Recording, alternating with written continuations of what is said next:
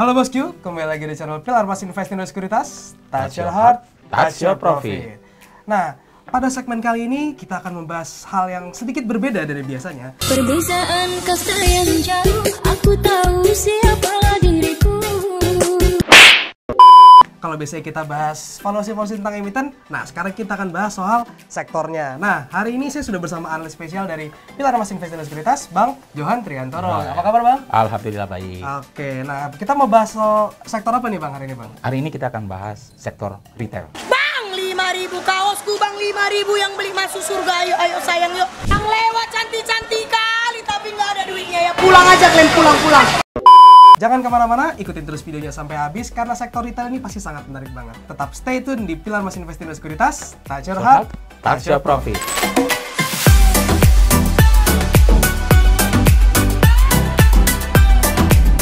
Oke Bang Jo, kalau kita bicara soal sektor retail, ini kan berarti kita berbicara juga soal daya beli masyarakat nih. Ya? Nah, 2 tahun kebelakang ini kan daya beli masyarakat nih lagi turun-turun nih karena adanya dampak COVID-19. Nah, untuk tahun ini sepertinya kan udah mulai membaik nih. Nih gimana ada penjelasan dari sektor retail? Ya, baik Reza, baik teman-teman, bosku semua, gitu kan. Kita akan coba mengulas bagaimana sih sektor retail di tahun ini gitu kan. Sehubungan ke juga kondisi pandemi sudah melandai gitu kan. Nah, tahun 2023 ini merupakan sebagai tahun yang penuh harapan bagi sektor retail, di mana diperkirakan akan memiliki kinerja yang lebih baik lah dari tahun-tahun sebelumnya. Karena tahun-tahun sebelumnya kan ada pandemi ya kita tahu COVID 2019 yang melumpuhkan daya beli masyarakat, melumpuhkan juga sektor usaha seperti itu. Nah, dengan membaiknya mobilitas masyarakat, seiring dengan melandainya kasus infeksi COVID-19 dan juga dicabutnya PPKM, tentu memberikan suatu harapan.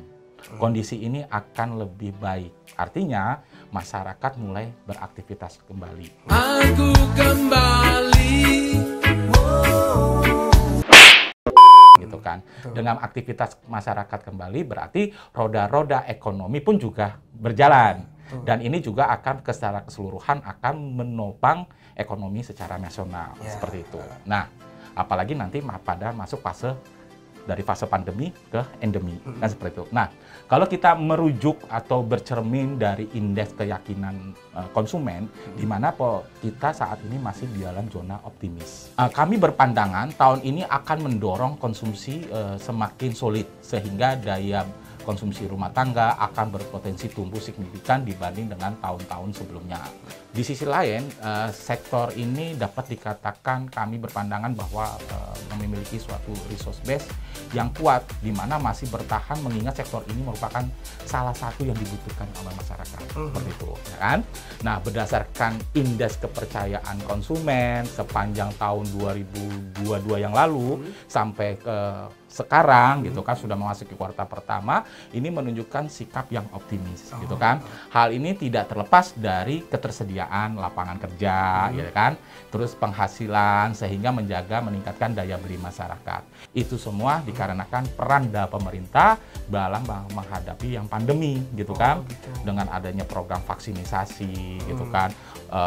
Ada kebijakan PPKM itu adalah untuk semua masyarakat. Nah, dengan kondisi yang sejumlah kasus menurun, artinya kan ini sudah memberikan suatu harapan. Oke Bang Jo, nah kalau itu kan tadi dari sisi daya beli kita ya. Nah sekarang kalau dari ketidakpastian di tahun 2023 nih, ini kan kita banyak dari ada faktor-faktor global ya. Nah ini berpengaruh juga nggak di sektor retail ini? Oke, kita juga menghadapi ketidakpastian ya, kan?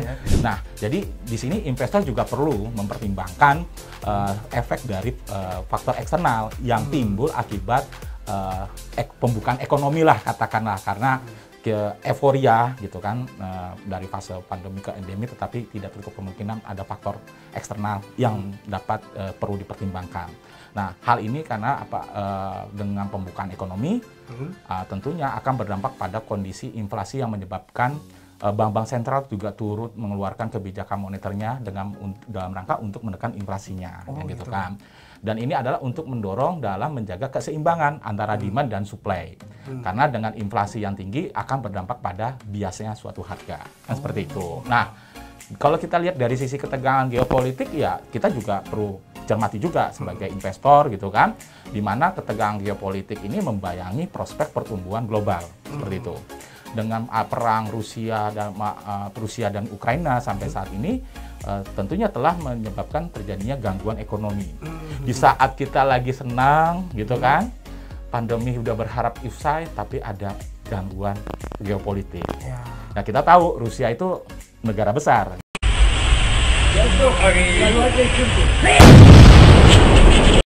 Gitu kan? Nah, Ukraina dibantu dengan NATO.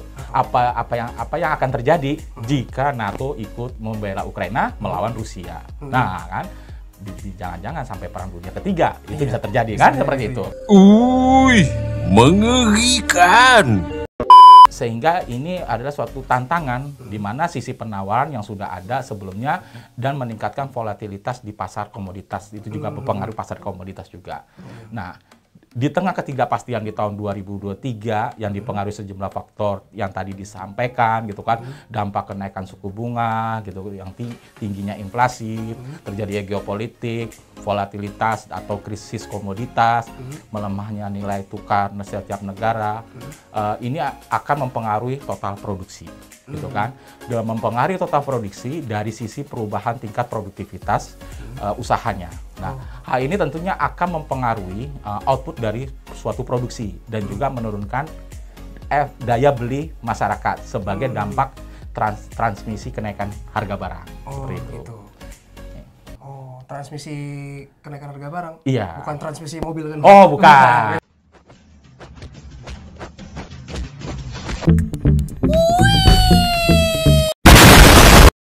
Oke Bang Jo, tadi kita sudah bahas soal daya beli dan juga sekarang dampaknya ke dampak globalnya gitu kan. Nah, jadi kalau udah kita bahas dulu itu, nah kesimpulannya jadi tahun 2023 nih retail ini akan gimana nih Bang? Iya, baik. Tadi kita dari awal kita lihat bagaimana sih faktor kondisi global membawa ketidakpastian, terus bagaimana tentang sektor itu tersebut, terus bagaimana daya beli masyarakat tersebut di saat pembukaan ekonomi baru, dampak berharap semua udah selesai lah pandemi gitu kan, tetapi ada hal sesuatu yang perlu diperhatikan yang tidak pastian global tersebut itu. Nah, kami berpandangan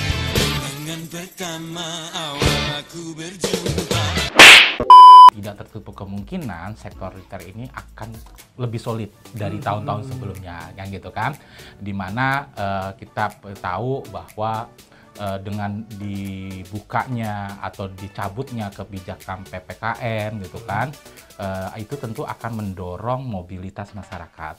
Apalagi ingat di kondisi kita dalam negeri, ada libur bersama, cuti bersama, terus ada libur anak sekolah.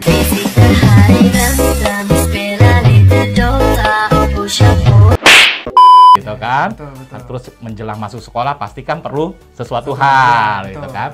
Apalagi di hari keagamaan. Iya betul. Mereka beli parsel. Beli parsel, beli baju baru. Apalagi menjelang tahun baru. Itu pun salah satu yang memberikan kontribusi. Sektor retail mulai kembali menggeliat lah seperti itu. Nah, gitu kan. Nah, tentunya semuanya ini akan memberikan suatu katalis positif ya kan pada sektor tersebut yang tadi kita kita sampaikan. Alhasil ini akan memberikan suatu peluang penjualan retail akan tumbuh seperti itu. Dan namun kita juga memberikan catatan di mana perubahan perilaku konsumen menjadi perhatian. Jadi pelaku usaha retail. Nah, ini kan berubah nih perilaku nih gitu kan. Awal kita datang berkunjung ke toko gitu kan, terus pandemi, tokonya online semua, dan di sini kemungkinan masih ada online dan offline ya seperti ada mix. Nah, itulah perilaku-perilaku yang perlu diperhatikan oleh pengusaha retail gitu kan. Ada beberapa hal faktor yang mungkin akan memiliki peran penting dalam meningkatkan kinerja pengusaha atau pelaku retail, yaitu ada beberapa hal lain terkait dengan tadi kita bahas, ada faktor eksternal, ada faktor internal, tapi ada faktor lainnya yang mungkin berpotensi seperti rantai pasokan gitu kan, terus bagaimana faktor pada omni channel-nya gitu kan, dan juga tentang digital e-commerce-nya. Nah, tak satu lagi Reza, apa tuh? menjelang pemilu, nah kan sudah memasuki tahun-tahun pemilu, ya kan? Semester kedua situ sudah mulai pemilu sudah mulai menggeliat. Artinya ini akan ada suatu logistik yang besar dalam kampanyenya. Tidak tertutup kemungkinan retail akan mendapat berkah. Oh, kecipratan ya, Bang? Nah, kecipratan.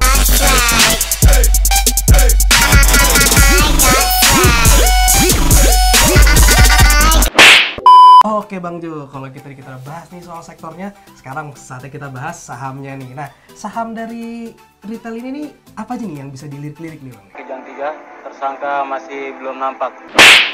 Oke, itu pasti yang ditunggu, Iya, gitu masih kan? ditunggu. Nah, tapi ingat, ini saran tapi disclaimer Disclaimer on, ya, gitu segala kan? keputusan pembelian kembali lagi ke bosku semua. Nah, kami memprediksi beberapa saham emiten yang berpotensi di tahun ini akan memberikan cuan. Kan kita berapa cuan kan? Bukan cuaks.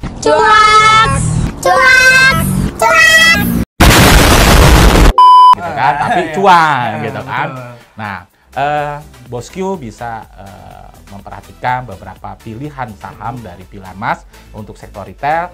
Ya ini ada LPPF, ya kan? Kami menargetkan di harga di 5.950 sampai di 6.125. Oke.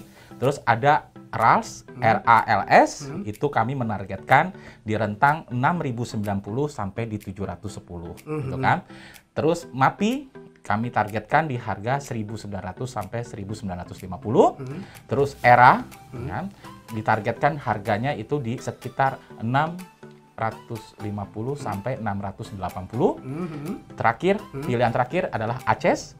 Kami targetkan di harga 600 sampai 650. Tapi itu untuk 1 tahun, target 1 tahun. Gitu Berarti kan. long term untuk 1 tahun ya Bang ya. Oke Bosku, jadi itu dia ya beberapa saham yang kita sarankan dari Pilar Mas. Ingat ya, disclaimer on, segala keputusan pembelian ada di Bosku, kita tekankan sekali lagi.